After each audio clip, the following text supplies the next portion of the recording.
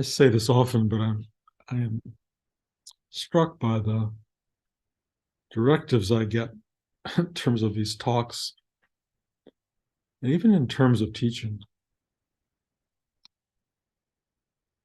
Uh, and in a way, they go to my entire life at this point because moment to moment, there are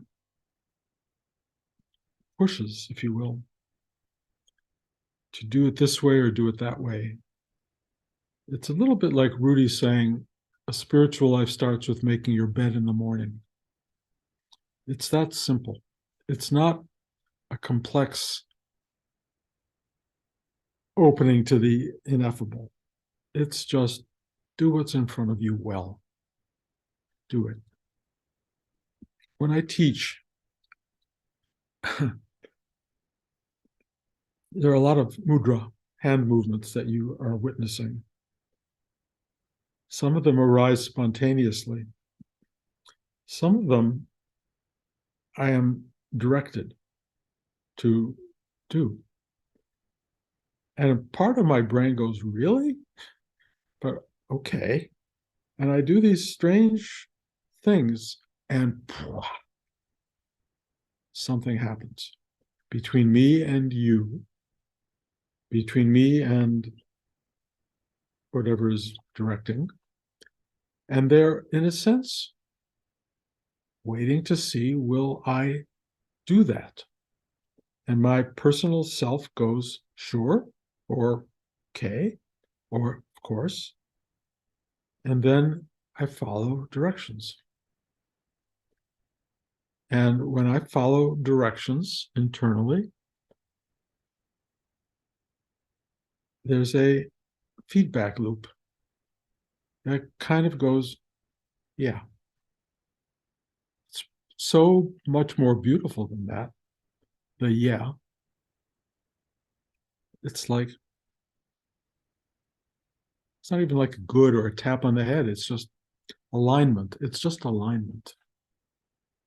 One feels connected to what is in a spectacularly beautiful, but sometimes terrifically small way. Just follow and do what you're told. So that's all prefacing that I was told today to talk about lost and found. Okay. Um, and what comes up in that is that I have been around a lot of people recently who are lost and a few people who are found. And often they don't know the difference. It's really kind of fascinating. Andrew, stop chewing. Sorry, it's not appropriate. Um, Lost, we all know in a sense what lost is: confusion,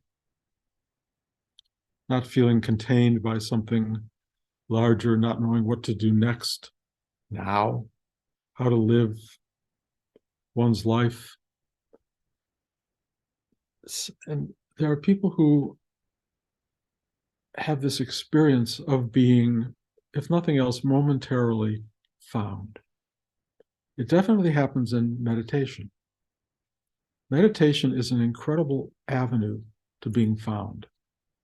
And as a descriptive of what the meditative experience is, found feels like it. It's like, now I don't know how many of you have ever been physically lost. When I was a kid, I got locked in a shed by mistake in the backyard. I was 4. And I called and cried and did all these things. And then at one point, my mom came and found me. And that feeling of being found is replicated in the teaching. It's like you can't be more grateful. You can't be more appreciative than that, because it's in a way safety, it's in a way recognition, it's in a way something is searching for you, and they find you. And in a funny, odd way, the spiritual universe we live in is kind of looking to find us, maybe even to save us. But find is very close to saving.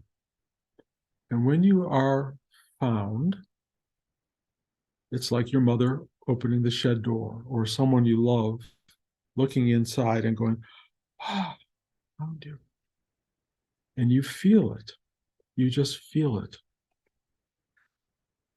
I've been spending time with a lot of people. We had a funeral this week, of course, because Blanche's sister was buried. I've been talking to people, meeting with people, different ways. And it's very clear to me when someone is lost. And I'd say most people I know are lost, meaning they have no sense that they're lost. They have no sense that they're in a world, in a way, desperately trying to stay lost, to stay hidden, to stay engaged, to stay caught in the web of what it feels like to be lost. You know, watching endless television, even reading endless books, doing anything to just stay feeling okay with lost. Going to work, having a big career, having no career, having people who love you, having nobody who loves you. There's an incredible sense of unawareness that there is this other thing that is trying to find you. It's trying to find you. And the reason it's trying to find you is that all of this stuff in the world that's so attractive and so involving and so compelling and so not allowing us to know we're lost is temporary, impermanent. And so we have this very powerful engagement day to day with the world of being lost and everyone else who's lost. So we all feel kind of found in that. But there's a plug at the bottom of the drain, and that water is going to go down, and there's going to be no more water. There's going to be no more anyone, no more anything. At some point, that is a inevitability of the materialization of our lives. It's all going to go down the drain. And if you want to know what lost feels like, imagine everything that's comfortable, everything that's familiar, everything that you're holding on to and that you love on every level going away. I hate to tell you this, but it's going to happen to everyone. Yours truly. And there's a feeling that accompanies that that is very painful. It's an abandonment. It's a feeling that, what was all this? In a way, you feel betrayed because you do, most of us, invest our entire lives in the lost universe, the realm of the lost. And everyone else is lost, and so we all feel lost together. And there's something comforting in that until the togetherness part falls away, and then you're just lost on your own. Found is something that happens to some people in the midst of their being lost, sometime in the middle of their life, sometime at the end of their life, sometimes early on. There's something that finds you, wakes you up. Even before my mom found me in the shed, I was playing in a sandbox. You may have heard this story, and I'm sitting there in the middle of the afternoon, and the sky is completely black. And I'm looking up, but it's not looking with my eyes, it's looking up with my brain. And I am aware that the sky is the universe and that there are these things like Ezekiel's wheels spinning. And I'm going, my brain is the universe. My head is the universe. I was just aware of it. I was found. And then back in the sandbox. But I never forgot that. Never. And being found can happen in all sorts of ways. I often call it an initiation, but it's when something happens in your life that takes you out of the lost specter. And it opens your eyes to something so much greater. And the absurdity, if you will, on so many levels of the day-to-day experience, which, it's not absurd, really. It's a wonderful expression of something greater, but without knowing who and why it's happening, who's doing it, how it's created, why you are part of it. There's no other than some kind of religious questioning, spiritual questioning on occasion, but it's just, what is all this? Found is going, oh, and it's really interesting. When you're found, it doesn't give you the answer in clarity, in ways that are clarifying, that are like explanational and say, oh, this is what it is. It's different than that. When you're found, you are encompassed by truth and love and beauty and perhaps meaning and purpose, although those aren't really the best words. But you feel this sense of, it doesn't connect intellectually. You can't expand it out into, I get it, I can write a book about it and tell everybody and preach it. It has none of that. Found is this embrace of the what is for whatever you are. And in some ways, diminishing the separation from it. Found is returning to a kind of, its source. You're still in a body, you're still in your emotional life, you're still in your physical existence, you still have stuff to do in the world, but you understand, maybe, perhaps for the first time, that you're not here by mistake. That you may not remember why you are here, but it is not wrong. And your job here, in a way, is to fulfill the truth of being found as a way of engaging others who are lost, to help others find their way or be led to the experience of, we call it awakening or enlightenment, but really it's just, it's okay, you're found. It's so beautiful and so explains the totality of what we're in ways that are not intellectual. They're not even exactly emotional. They transcend all that. It is a kind of aha, period. And then there are moments in life that will sort of reflect it back to you in a kind of very gentle but loving way. And it can happen in so many ways and so continually that it's kind of shocking. But I mean, this will sound stupid, but Blanche and I had to go to the gallery that I'm now a part of a group that sustains the gallery by sitting in the gallery 3 hours every few weeks. And part of our job is to sell the work that's there and take the credit cards and take checks and do all that kind of stuff. And we had a 2-hour tutorial on how to do it, which neither of us remembered at all. We left the tutorial and it was like, yikes. Well, last Friday was our first day to do it. And I actually was experiencing this anxiety driving there, going, what if somebody comes in? What if somebody wants to buy something? Where's the machine that you put the credit card in? I mean, there was one question mark after another. And I just went, well, we're going to have to be open, honest, and just let it happen. We'll see. We'll just see. And so I had the key and I walk into the gallery, turn on the lights, turn on the heat, put on the music they want us to play, do all those things. Look at this place, which is really beautiful because it's got all this artwork that is very appealing, especially my own, which I love seeing in a gallery with other people's work. So we're there and so worried about when someone comes in, and then someone arrives at the door. And my heart goes like that.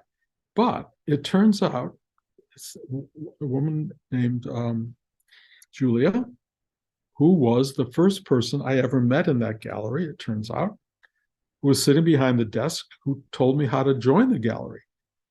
And she came in because someone else had asked her to take care of the gallery that morning. It was a complete mistake. But she was there for me and for Blanche. Her granddaughter and my granddaughter are best friends, which is really interesting. But she sat down and said, well, I'm here. Yes, it's a mistake, but let me show you what to do. And she showed us how to do the credit cards and how to take the checks and all this stuff again in a way that was so clear and understandable that it was like, oh, the universe absolutely materialized this sense of being found in a way that is, I can only tell it as a story, but it's what it feels like. There was no reason for her to be there that morning other than somebody else's mistake and my need and Blanche's need. And the gift of it was so potent. And all I could do, which I do pretty much all day long now, is go. I mean, I can't describe the feeling of it, but the thank you of it is so potent. And so we talked for a little while and we shared stories, and then she left and went home. And Blanche and I spent the next few hours in the gallery, and nobody came. We're supposed to mark down how many people come. I wondered if I could mark down how many people look in the window as being important, but it was St. Patrick's Day and some people walked by, but it was not a day of busy, full of shoppers. And in a way, I was relieved by it. But on the other hand, I was ready. I was ready. The universe made me ready. It made Blanche ready. And we had each other for 3 hours in the gallery. At one point, I decided, I'm here. I can take pictures. And I take photographs when I'm walking around outside and feel like I need to go places to find things and see things. And something said to me, no, you don't. Find them here.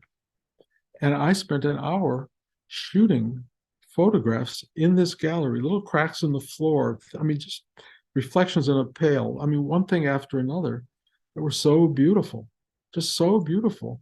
And so I just had this incredible day of what it meant to be found, what it meant to be held, what it meant to be guided.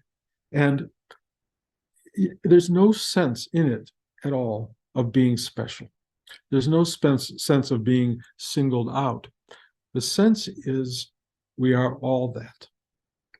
And the only difference between being that and not being that is not remembering or knowing that you are already found, that the universe is there for you at any given moment. It's there. There is an initiation sometimes of great suffering and pain and sadness and loss that can come in. Something can happen to open your brain up. It could be any number of things that allow you to be found. I've been with people recently who have been suffering, and I look at them deeply, and I see they're being found. I don't see the suffering. I do, but I just see the universe at work. It's so beautiful. It is so beautiful. My nephew's son at the funeral, who I hadn't seen in years, who's grown into this stunningly handsome, wonderful, good guy. I mean, just amazing. At the funeral, he took off his jacket from his suit and tie, because at the Jewish funerals, you take a handful, a shovel full of dirt and throw it on the casket in the grave. It's a very strange but potent way of saying goodbye to someone.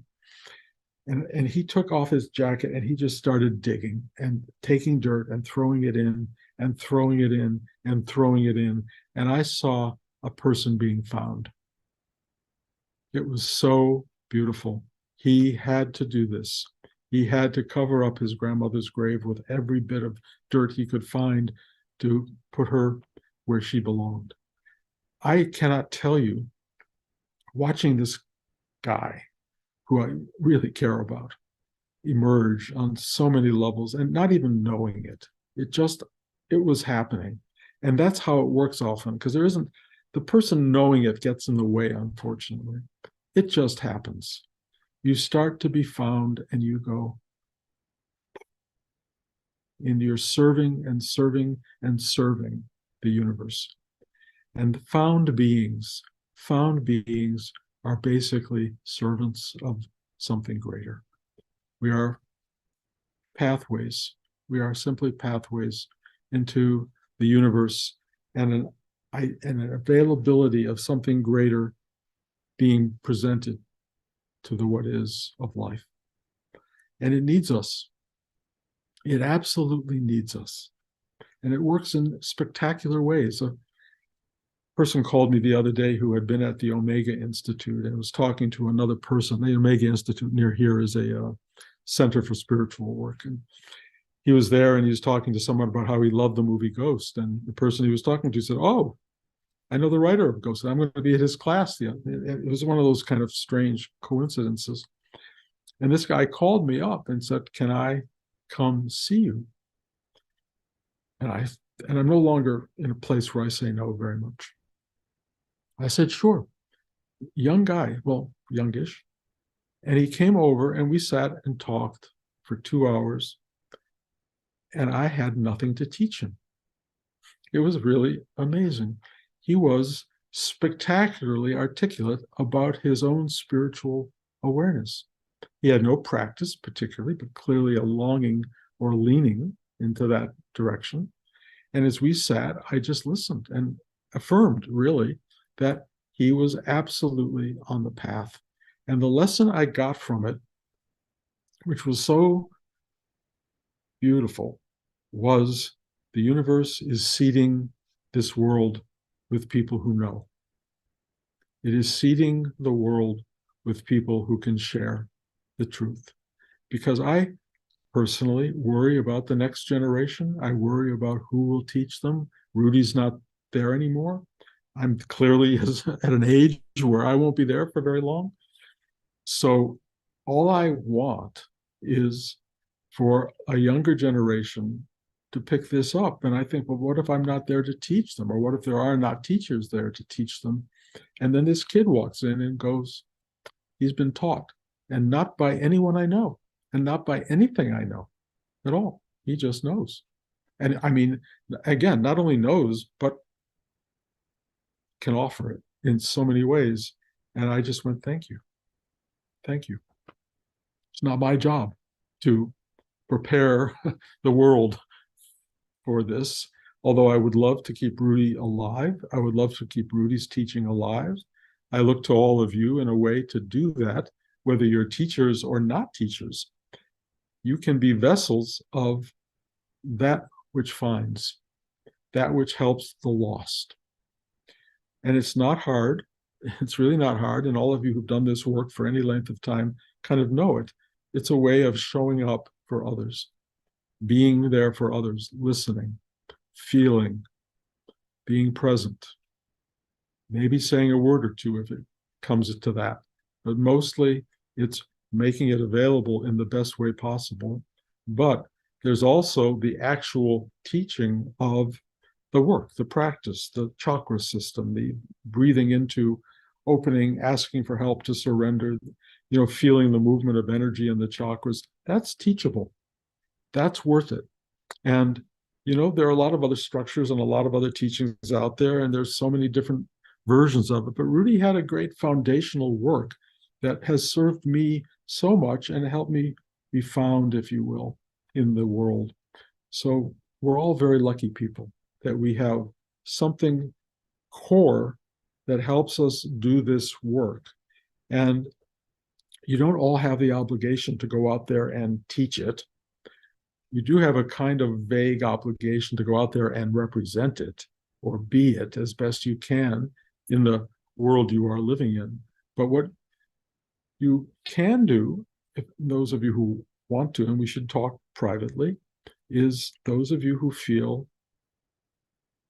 anointed, if you will, and available and want to teach this, that would be meaningful. Some of you are more meant to be vocalizers and teachers of this. Some of you are not. It doesn't matter. It's not a system. It's not graded. You do it the way you're supposed to do it. But I will tell you, keeping this foundational thing alive is very meaningful. It's very important. And so I try to encourage all of us who have the gift of this exquisite, simplistic teaching to do it. To be available at some point, if it comes up, to share it with others. But the biggest thing that we can do right now is recognize when we're lost as people and then seek help. When we're lost, you will feel it. You can go to someone like me or others who know this work and say, I'm lost, or I need help, or hug me, something like that.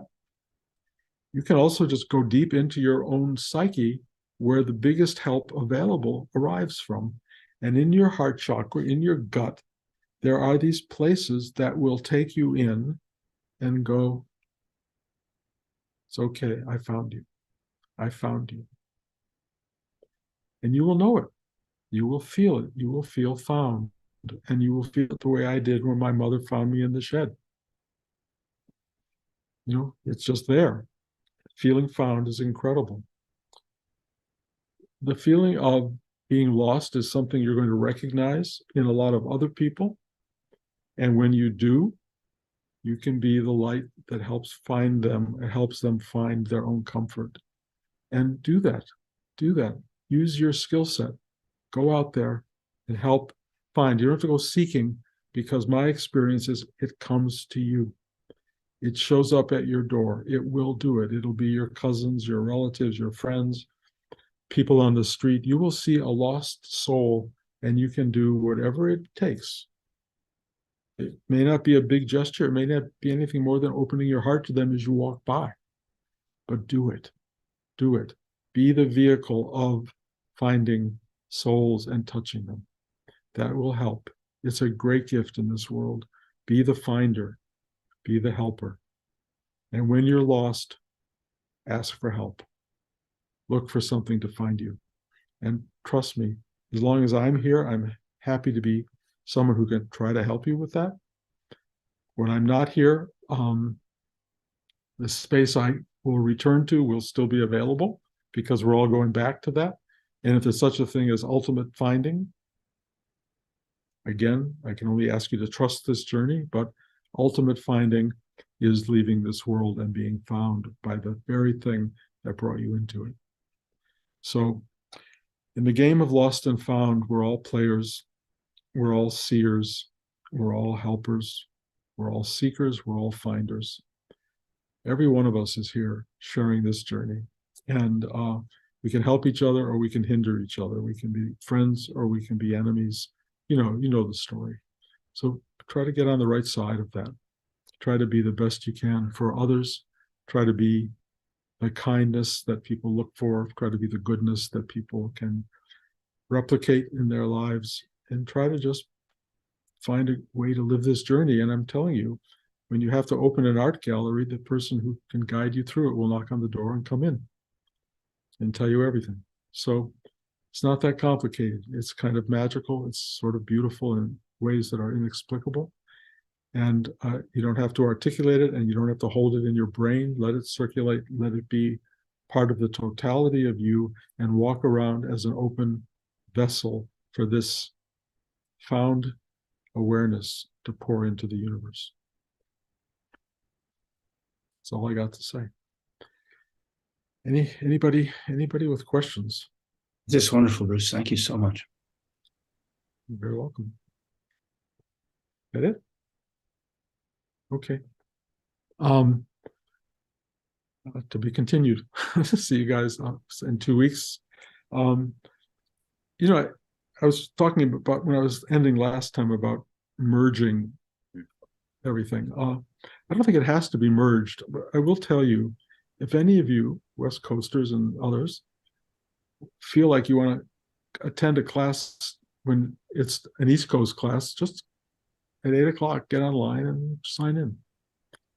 They're not going to make it a big formal thing. If you feel like you would like more, it's there, and I'll tell the East Coast people that as well. So rather than make it a big deal, just know it ain't hard to sign on. Just go to the little, Zoom thing, click, here you are.